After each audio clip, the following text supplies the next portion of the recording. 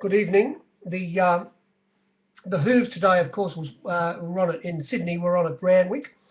It was Caulfield Cup Day in Melbourne. Now, before we talk about today's meeting and quickly a couple of meetings during the week, I get approached all the time to see whether I would be to sell my markets. The markets that I have access to, of course, I'm privy to them, and they're a tool which helps me be successful as a bookmaker. I'm not willing to at any stage sell my complete markets, but as I say, I've been approached a lot of times. But if you want to get in touch with me if I can help you in, but only if you're a serious punter and you're able to get on with corporates and so forth. Well, you can get in touch with me through my website. I might be able to. Well, we can have a talk and see what the story eventuates to. Now, during the week, we had a meeting at Warwick Farm on Wednesday. It was a fairly kleiner meeting, and just the usual suspects turned up. There were the rail on Wednesday was for a start. The track was good. The rail was 5 metres out from the 1,000 to the post, and it was 3 the remainder after the winning post. And you could lead on the fence or come from behind. Most winners found the fence position, and possibly a little bit of bias towards those that saved ground on the fence. But there were runners that came from behind. The wind, there was a nice steady nor'easter for the first 2 or 3 races. Then it gradually swung around to be a nor'wester. And it was only about the same strength, and by the time race 6 had come around, which was the second last race, the penultimate, there was no breeze at all. But then when race 7 came around, there was a southwesterly, but it didn't stop the 20-to-1 chance after the scratching of a runner, Networth, going straight to the lead and leading all the way. So there was more or less no bias on the track at Warwick Farm on Wednesday. Then we went to a twilight meeting yesterday at Kembla, and there was a bit of a fairly stiff nor'westerly blowing there. When they turned for home, it was into their face. But similar to Warwick Farm, that didn't stop runners winners or leaders at Kembla Grange leading all the way on the fence. The first winner, for instance, and runners after that. The track on yesterday at Kembla was good, and the rail was in the normal position. And you could say you could come from behind or lead on the fence and win. Then we came to Randwick today. The track was good. The rail was in the normal position. Now, there was obviously bias on the track, and I think the wind had something to do with it. We did have one leader win today, and that was the recently gelded Kingdoms. But it led, and only needed to get home in race 6. It did finish in the middle of the track, causing a bit of interference to the second and third place getters, which both protested against it, but the protest was dismissed. The only leader to win, there were 2 runners that sat outside the lead. The first winner, Alpha Miss, in the 2-year-old race, and of course in the race where Bob in the 5-horse field where Boss Lane, I should say, won. It sat outside the leader, but it was a walk in the park. It was only a more or less a 550-metre race. We'll get to that in a minute. The wind, as I say, it was more or less straight out of the east, or we'll forget about the direction, but it was more or less straight up the straight for race 1, and similarly race 2 and race 3. Race 4 had gradually swung around a little bit to be a northeast easterly, and then swung around a little bit more and became stronger by race 5, and a little bit stronger race 6, and stayed in the same direction. Not a complete northeasterly, but still enough for the leaders down the side to be running into the wind and making it much harder for those leading on the fence and on the fence to be winning. And it was quite evident in some races that the swoopers had an advantage. As I say, the leader that did get home, Kingdoms, it was of course the 2400-metre race, the distance race, so that obviously had something to do with it. Now this first race, there was a good roll up there today for Caulfield Cup Day at Randwick, and there was quite a good crowd, and they all stuck around, of course, for the running of the Caulfield Cup, which was a half an hour or so after the last race in Sydney, and it wasn't a bad atmosphere. The figures for the captains, fairly skinny all day, although there were 1 or 2 races that weren't bad. The first race, there was only 103.1 on the screen, and about 3 less in the marketplace. We only got the even 100. You wouldn't see it. Well, the best luck, the favourite got the cash in the first, Alpha Miss, the one which had only had the 1 start and 1 before, and 1 has only start, so it's 2 out of 2. The best luck was 2.35. There was $2.60 on the fence given about this runner, and a good deal of $2.50. So the 2.35 was a little bit hot, and it was, as I say, one of the runners that sat outside the lead. It led on the fence, Chief of the Clan, coming off a barrier trial win at Canberra, a big winner down there by 8 lengths, but it ran into the wind. The winner sat on the outside, and if you wanted to really bite the bullet in the first race and say, hello, this track is going to favour swoopers, you could have easily done it in the first race, because the second horse, Scratch Me Lucky, who was also having had a little bit of an experience, had 1 run and had experience as a 2-year-old. It's a big start in these early 2-year-old races, and it was caught at its very first start when it ran 8th. It was caught very, very wide in the run.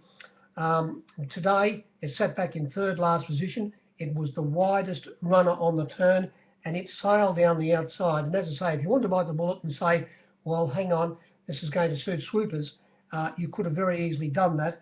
It only got beaten 0.2 of a length after they topped the rise, and the favourite had got clear. It went out after it. It never really looked like it was going to catch it, which it didn't.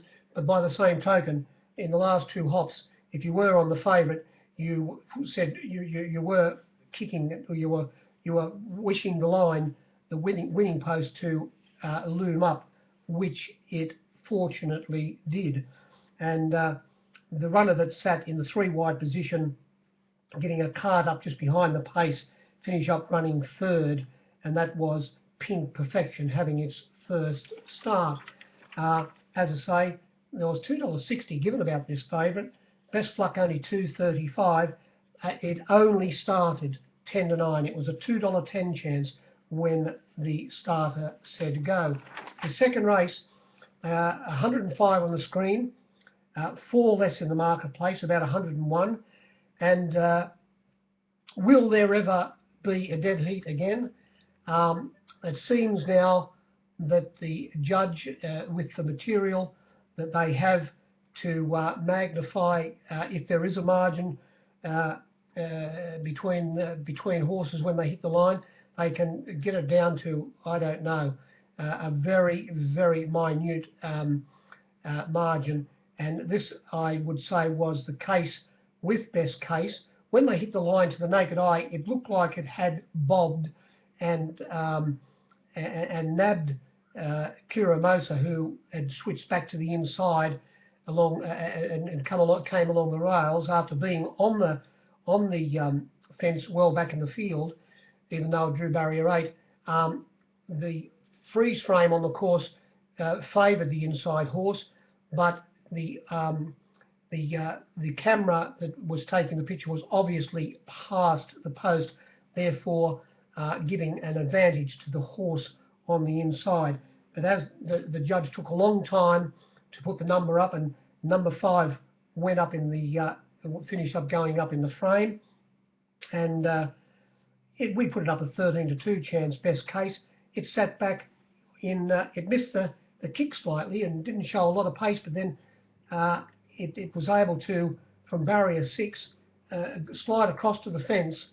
And as I say, Kiramosa, the second horse, who had the blinkers on today, from a wide alley, it went back to last position on the fence, and it was tailing the winner into the straight. It got off heels. Best Case went around the 2 leaders after getting a split turning for home. The second horse couldn't find that same direction and had to switch back inside them, and as I just said, failed by the most slender of margins, apparently, because it took repeating myself, the judge to put the number up. It took him a long time. The runner that's finished up starting favourite in this race, the 4% difference, I suppose, it will Gamblestown for a start. Was $4.60, plenty of it given. It started the $3.30 favourite or $3.20 favourite, so it was 7-2 to 9-4. And Kiramosa, it was the opening favourite at 5-2, a $3.50 chance, and it got out to plenty of $4.20 towards the end of betting, and it was fairly skinny. The winner went from $7.50 out to $10 given Best Case, back into about $9.50, $9. It wasn't much good because there were a few runners in the race, like the second horse. Even though it only started $4.20, it was extremely hard to lay, as well as Sedella, number 6. It went from about $8 out to $14, and it sat third behind the pace and had every possible chance. The runner that led on the fence was Gay's other runner in this race, Vitello. It finished up running third, beaten only 0.6 of a length. So its run, like last start when it was wind affected, was most probably a bit better than it looked.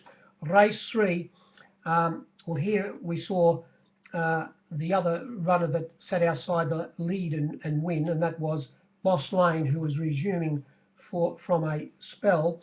Of course, apprentices couldn't claim in this race, and Sam Clipperton was the only apprentice in the race, and he was able to get Boss Lane home after the gates opened. There were only the 5 runners. When the gates opened, the favourite, who drew the outside alley, barbed. You wouldn't see the best luck on the screen was $1.70. There was $1.80 given on the fence for plenty of section. It did start at $1.70 one board on the fence, but generally $1.65. And as I say, when the gates opened, it stumbled, didn't completely go down on its nose, but it lost a good 2 to 3 lengths. And instead of sitting on the outside of Mr. Jackman, right behind the pace, it finished up settling down in last position, and it was more or less a walk in the park to about the 650 metre mark, where the leader on the fence, Dothraki, then clicked up, and it was a sprint home. And the favourite, it loomed up, eased off their heels in the field of 5, turning for home. I suppose you had in the back of your mind, It is the 11-8 on favourite. It will most probably round them up for a couple of strides. If you had laid it on, it most certainly looked that way, but then the sprint home, and I suppose missing the kick had something to do with it. And by the same token, it was a bit disappointing towards the finish. When they hit the line, the first four, there was only a half a length, 0.5 of a length between the four of them. And the top weight, the visitor from Queensland, Sir Moments, it was 3.8 lengths away, back in last position, in fifth position out of the five runners. That's about all you'd say there. It was run that race over again. The favourite would still be clear favourite, but, well, I suppose it might get home if it comes out of the barriers, but it most probably wouldn't win, wouldn't have won by far. Race 4, they said there was 106.4 on the screen, about 3 less in the marketplace, and the leader here just failed to hang on. It beat Index Linked last start, when Index Link did exactly the same as it did today. It walked out of the barriers. It has very little pace when the gates open. Labaz was taken straight to the lead, but unfortunately today, not like last start, where it wasn't leaders on the fence that day weren't affected. But today it ran into the wind down the side, and the winner got into a lovely position after being trapped wide all the way in the run. Punch Your Weight.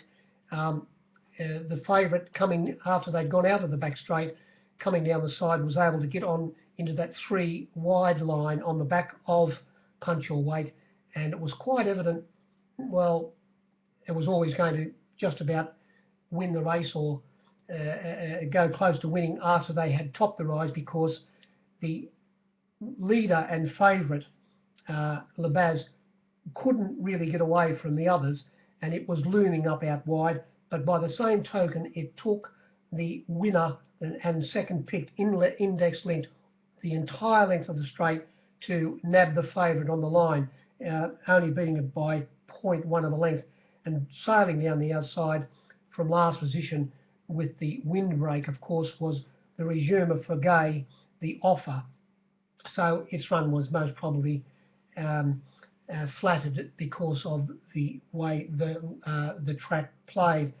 The betting in this race, there was a little bit of figures there for the bookies. The winner, $2.80 out to $3.40, but liable at that price. Punch Your Weight. Well, the flux in this race were, the Offer was 16 out to 30. Done Nothing Wrong was 18 out to 30.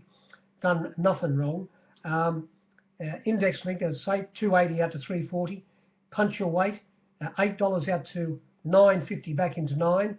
Via Facile was 25 out to 50, 25 out to 30. Out there already. Labaz, $2.20 out to $2.80 on the fence, back into $2.60 or 50 even, but back out to $2.70 towards the end of betting. And Toffler, you wouldn't see it. The best luck Toffler was $6, a 5-to-1 chance. Well, there was plenty of, well, not plenty, but for a good bit of section, $7 given on the fence, but a mile of $6.50. And starting that price, $6.50, it went up a 9-to-2 chance and got out to $7, back into $6.50. It sat in behind the leader on the fence, so I suppose it copped a bit of wind as well. It ran fourth, beaten about 1.8 lengths. The winner had the advantage of coming down the outside with the windbreak. Race 5, only 100.2 on the screen. In the marketplace, 4% less, about 96%. And in this race we saw, we saw Famous Seamus get a beautiful run. Now, the way the track was playing, excuse me 1 second.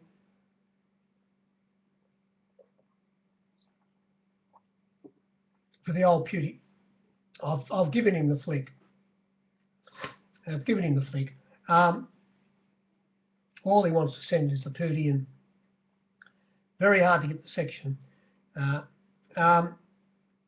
In this race, the way the track was playing, and the position Famous Seamus got into, which was quite easy to work out, I suppose, even though now we've seen the race, but where it was more or less where I thought it would be, especially from the barrier. It got onto the back of Ichikara, and it was, you could see turning for home after they topped the rise, when it was looming up, it was going to just about win, which it did. Anyway, the figures were very bad here for bookies. These were the flux. $3.20 out to, you wouldn't see it, $3.90 on the fence Famous Seamus. Came into $3.40, no better at one stage, but got back to $3.50. Excuse me, that pooty blue, doesn't it kick in when it kicks in? This is my third one, and I'm going to have about another 4 bucketfuls of it tonight. So anyone who wants to bet with me at Gosford tomorrow, I'll most probably put up evens, or I'll most probably put up 11 to 1 the even money chance. I most probably won't know what I'm doing there. Not that I know what I'm doing when I'm sober. In race 5, what was I going to say? Famous Seamus got in that position. Now, the flux rarefied was $9 out to $10 late. Unanimously didn't have a price, $7 out to $13. Ichikara, $3.20 out to $4.60 at one stage, back into $4 or $3.80, but back out to $4 the death. Welcome Gold, 16 to 25. Then we had didn't cost a lot, $8 into $7.50, hard to get, even into $7. And Ninth Legion, I, like a goose, gave $8, and it only started $5, so it was 7s into 4s. And as I say, Welcome Gold led, which you could easily assume would happen. Sitting on its outside didn't cost a lot. Tucked in behind him, which was unanimously from barrier 1. Then we had Ichikara looking at the 3, and then right on its back all of the way was Famous Seamus. When they turned for home, the Famous Seamus had got up to the outside of Ichikara, who had eased around their heels. It loomed for a couple of strides, rarefied, finish up running third, but it only being second up, it didn't find the line very strongly. It was beaten 2.8 lengths, but the Famous Seamus was able to wear down Ichikara and win by 0.8 of a length. We got to race 6, 100.5 only on the marketplace, a little bit less on the screen, and a little bit less in the marketplace. And this was the leader that won all the way, but as I say, it was the distance race, Kingdoms. And it's interesting here with the favourite, the price about Hippopus.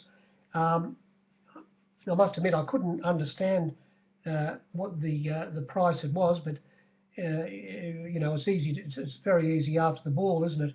But I had it marked much longer than its SP. I had the stablemate, the Queera, shorter than Hippopus, a lot shorter than Hippopus.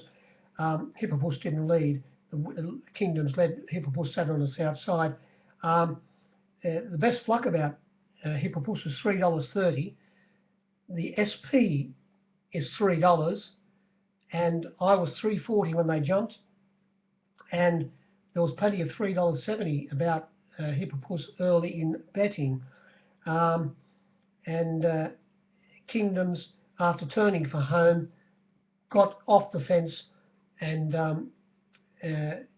got out in the last half a furlong, kept on hanging out a bit under pressure.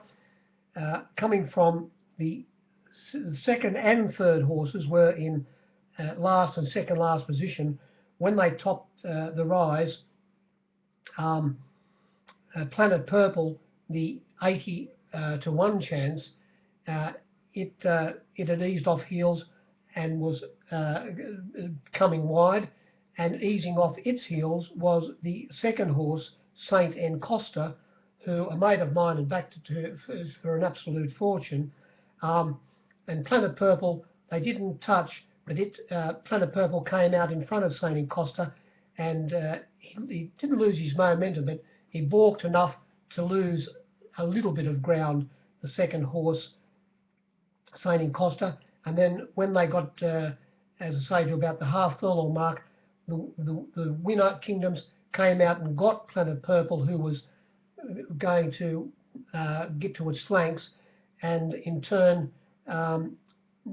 it dropped off a little bit then, and then right towards the post, another a little bump from the winner onto the second horse, but it wasn't enough, the Stripes said, to uphold either protest. Second and third both protests against the winner, and both protests were dismissed. The winner, we put it up only a 9 to 2 chance. Kingdoms got out to as much as $7.50, came in and started $6.50, and I suppose it was a result for the captains, because Hippopus, at one stage of the betting, they would kill you for the $3, which it was returned. But as I say, I was $3.40 when they jumped, and as much as $3.70 was given about it early. The stablemate to the favourite, Vaquira, we only put it up a $3.80 chance, got out to $4.60, plenty of it, but it only started its opening quote around about the $3.80 mark, and most of the other runners all got out in the market. Race 7, now this was where it started to get a bit fat for the captains. 110.1 on the screen and 107 for the captains. Isn't that rare in Sydney? The winner here, Strike the Stars, it had the advantage, even though it had barrier 1. It was in between runners, well back in the field, with the second horse, Cup of Tea, behind it. The winner was very well backed after we put it up a 13 to 1 chance, went up $14, 13 to 1, and got out to 15, didn't get past that, and it was backed at 15 and 14 to only start its opening quote at $13, a 12 to 1 chance. And when they turned for home, it was in between runners, and Cup of Tea was in the perfect position back in the field after a couple of runners had gone fast up in front.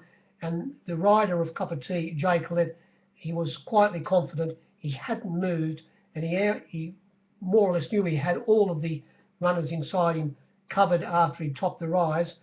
He went for Cup of Tea. It was able to maybe get a length in front. But while all this was happening, the winner, Strike the Stars, was in between runners, being fairly badly held up. But once he was able to ease off heels, he finished up getting to the outside of the second horse, Cup of Tea, and coming from behind it, Riva Delago, the stablemate to Cup of Tea, right down the outside, who came off Cup of Tea's back, but was more or less never going to win. Excuse me. And Strike the Stars, as I say, once saw daylight.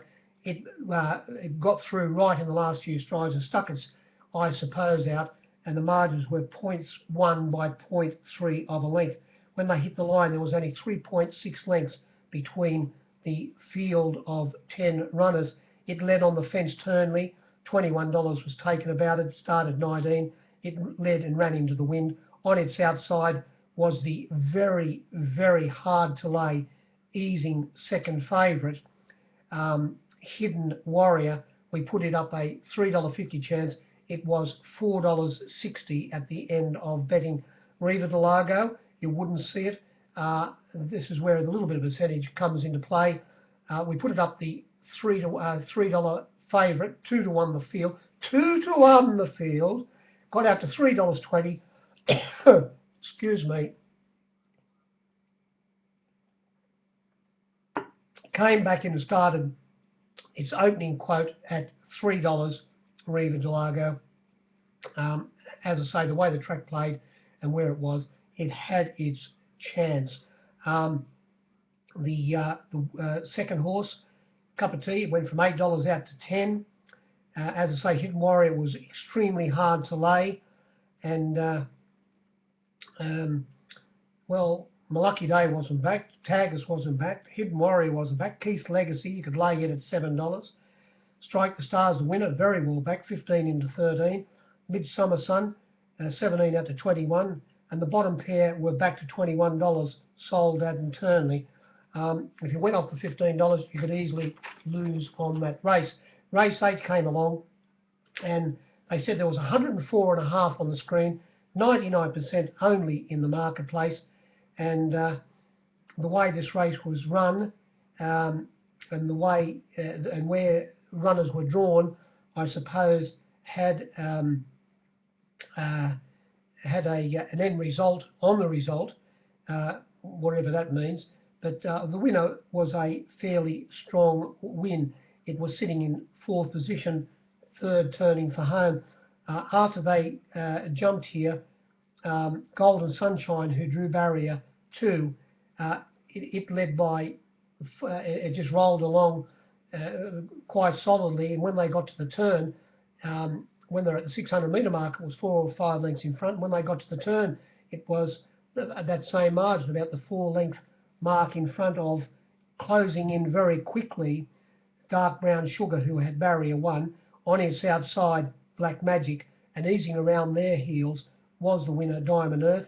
Dre Fontaine, who was sensationally backed, you wouldn't see it, but a mile of $6 given, $5.50 the best luck. It started on one board on the fence, $4. They returned at $3.60. I was $3.80 when they jumped. As I say, it was $6. It was a 5-to-1 chance into, at one stage, $3.80, hard to get, started $4 late. It was on the back of a little of more or less looking at the winner, and had every possible chance. She's Clean, the favourite. We stuck it up, the even money favourite. Evens on the field. It got out to plenty of $2.50 towards the end of betting, which was taken, but did start $2.40.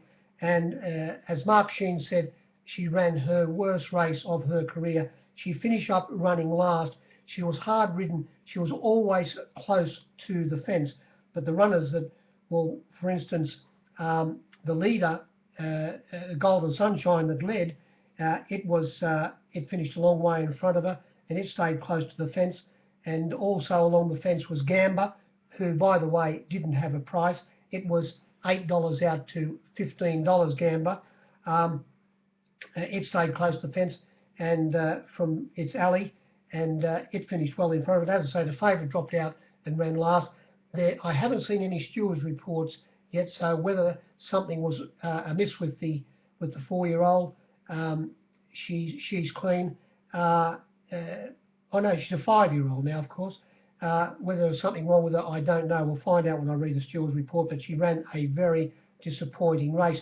The winner, Diamond Earth, at one stage of the betting, they kill you. We put it up a $9, 8-to-1 chance. It got out to $10. They'd kill you for the $10 early, but it got out to start, which you wouldn't see, $12 by the end of betting. The second horse, Plucky Bell, it sat back in 3rd last position, eased out at the start to be back well back in the field.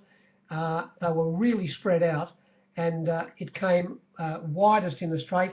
It did loom up at one stage as if it were going to run down Diamond Earth, but its run petered out a little bit at the finish, and there was a length margin between it and the winner. And coming from midfield, a little bit past midfield, easing off heels, was the 3rd horse, Hidden Kisses, who after opening up at $15 got out to 18, but came back in and started $16. It ran a fair race. Dreyfontein had his chance. The winner, I suppose, was a fairly solid run. This horse, Diamond Earth, I've most probably underestimated it all in most of its runs in Sydney. It's most probably a better netty than I give it credit for. That was about the day. If you were wire netting, either captaining or grumble and grunting, I hope you finished on the right side of the ledger. Good evening.